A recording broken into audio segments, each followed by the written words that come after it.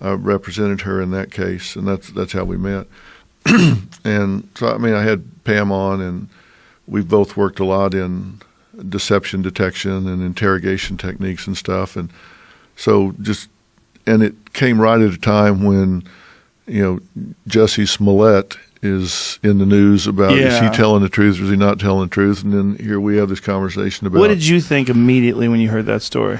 I was very suspicious when I heard that story. Yeah, Jamie and I, we once the cameras were off, we're like, are these off? Fuck that guy. That ain't real. It was just too much like a movie. Yeah. It was a bad movie. Yeah, I mean, it's 9 below zero, and 2 people are lying in wait just in hopes that he might come by at 2 a.m. Yeah. I mean, strange. Yeah, it was suspicious. And, he's entitled to due process, and he's going to get it. Yeah, he's going to get it. Now he's saying he has some untreated drug problem. So he's trying to carve out some path to explain his bizarre behavior. But there are very specific lie behaviors that people can't really control. And, like what kind of stuff? Well, for example, when people are really desperately trying to convince you they're telling the truth, mm-hmm. they'll do a lot of times what are called convincing statements. Rather than just telling you what they did or didn't do, they'll do convincing statements like, "You know me." Like somebody saying, somebody stole the petty cash in the office. I think, "You know me. I give more money. I donate more money than was stolen. I mean, you guys know me. I mean, I was employee of the week last year." They're just convincing you that they're this nice guy. And then they'll say... That's not what someone does if they're wrongly accused? No. What does someone do if they're wrongly accused? If they're wrongly accused, they'll look you straight up in the eye and tell you, "I didn't do it." And if you ask them, "What do you think should happen to somebody that did?" an innocent person will say, "I think they should be found. I think they should be held fully accountable to the extent of the law." Somebody that's guilty will say, "Well, I don't know. I mean, people make mistakes. I mean, you got to give a guy a second chance." Do you worry that in coaching that you're essentially coaching liars by telling people this kind of stuff, and someone who does steal the money, would be able to kind of like, hey, it's not for amateurs, and there are some things that you can tell people to watch for, but one of the things you do if there's somebody that you suspect is you increase their cognitive load during the interrogation, and there's no way you can prepare for that. Oh, how do you do that? Well, you plant a mind virus, for example. Ooh, a mind virus. I like it. Yeah. This is some Perry Mason type shit. Yeah. Like, what do you do? Like... Let's pretend some money's missing. Yeah. If I said to you, "Is there any reason somebody would have told me that they saw you near that cash box about the time it went missing?" Dum dum dum. Okay, now people talk at 125 words a minute. They think at 12 to 1,400 words a minute. Now, if it takes you five seconds to tell me no, you took the money. Ooh. Because if I'm you getting weren't nervous right now. Because if you didn't take it, you didn't take it. You don't need to run scenarios through your head to think, who could have seen me? What could it have been? I mean, I didn't see anybody. Nobody could have seen me. But if you didn't do it, it doesn't take you 1 millisecond to say, absolutely not. Have you ever been wrong before, where you see someone on television and you go, "I think that guy's guilty," and they're innocent, or vice versa? Oh, sure.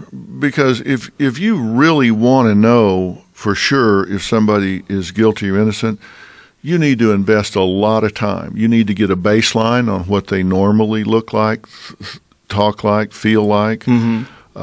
And then knowing that baseline, you then need to compare how they're behaving on TV. So just walking by the screen and seeing it, you might see things that would ordinarily be lie behaviors that could just be part of their personality. So if you're going to really make a judgment, you got to put a lot of time in and figure it out. And what you should do before you decide you're going to be a human lie detector is do your homework, and you ought to try to figure it out objectively before you figure it out behaviorally. I mean, you ought to do your investigation, find out if somebody took the money, and, find out where they were, and, look for fingerprints and do this and do that. I mean, you ought to really objectively figure it out before you rely on these things.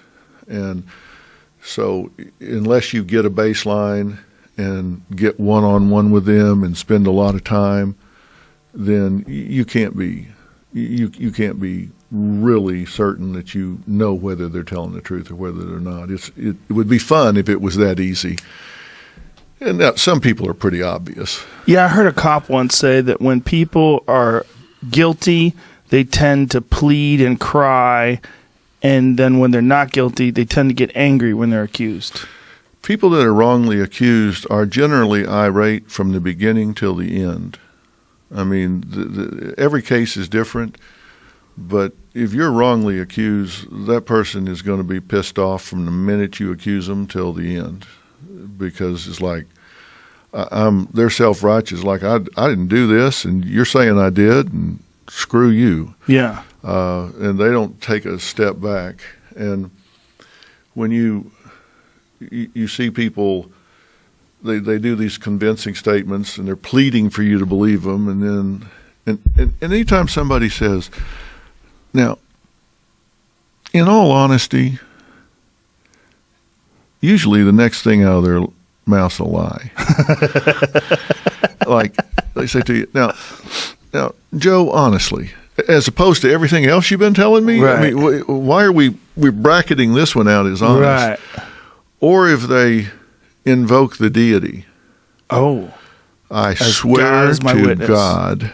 Yeah. God as my witness. Mm. And, I don't know whether I have not done what I said you need to do with Jussie Smollett, but I do know when he went to the set at Fox, he said, "You all know me. I swear to God, I didn't do this." Mm. And, I mean, there were like 3 or 4 of those kind of statements in like 2 or 3 sentences there. Well, my favorite one was he's on stage. He called himself the gay Tupac. That's enough for me. That's a little narcissistic. It's a strange thing, though. Like, there was another one today. A guy lit his house on fire, I think in Chicago, and said he's a gay fella. Said it was a hate crime, and they caught him. There's a lot of that going on, Yeah. A lot of fake crime. Yeah. Very strange. And then sometimes people accuse people of something, and someone will say, "Why would someone make something up? Why would someone turn themselves into a victim?" Well, there's a lot of clout in being a victim, especially today. There's you get a lot of attention, a lot of love. I think there's a lot of false accusations and false attacks, and there's a lot of real ones. But, man, when the false ones come, it just does a giant disservice to everybody. Well, there's a fair amount of research as to why people do these hoaxes, and particularly hate crime hoaxes. And one of the primary motivations, of course, it's sympathy and attention and all that. But one of the interesting reasons that I've read in the research is that they really feel like it's emblematic of how the system treats them overall. This is just a dramatic example of it. I mean, they feel like I'm treated this way anyhow. So they're just... I'm discriminated against. I suffer bias. I'm put down. This is just a focused example of that. So I'm really not lying. I'm just role-playing how I'm overall treated. Oh, wow. So they justify it in their mind if they're just going to bring all this treatment into one example to bring it into focus. And so while it's a phony deal, it really is truthful representation of what their life is really like. They justify it in that way. Oh, how weird. Yeah, That's some deep psychological shit right there. Yeah, that's stretching. But that's a weird one. Where like when you write it out like that, put it in your mind that way. Yeah. Wow. It's strange too because it gives people this this giant public show to watch now. Yeah. And I hate that. I mean, what a talented young man. I mean, is he? The times that I've seen, I don't watch that show a lot, but the times I've seen him on there singing and assuming it is his voice and he's singing, extremely talented young man. I find a lot of talented people are fucking crazy. Well, somebody said that the really talented singers and actors were the weird kids from high school that were in drama and all of that. Oh, for sure. Real friends. Yeah, for sure. I don't know. Yeah, various levels of crazy. Obviously, not all deceptive, but some of the most brilliant actors are just completely out of their mind, and that's one of the reasons why they're so good at acting. Is because they can look. My friend Wayne Fetterman had a bit that he did about it on stage, and he's like, "Guess what? It's not fucking normal to be able to just cry." Yeah. He goes, "You could just cry and pretend something's wrong and cry." He was like, "That's crazy. These are crazy people." Yeah, and you really can't go to a certain place if you don't have a little of that in you. My dad used to always say when he's working with patients, he would say, "There's something about that old boy I can't stand about me." Because he'd say, you can't see it in them if you don't have a little of it in you. Yeah. And I think there's some truth in that. Oh, there's 100% truth in that. That is the thing that drives me the craziest about weak people. I'm so terrified of seeing weakness and just being pathetic. I'm so terrified of seeing that in myself. I see it in other people, and it smells. I smell it like a drug sniffing dog. Like, oh, there it is. Yeah, you smell desperation. Yeah, weakness.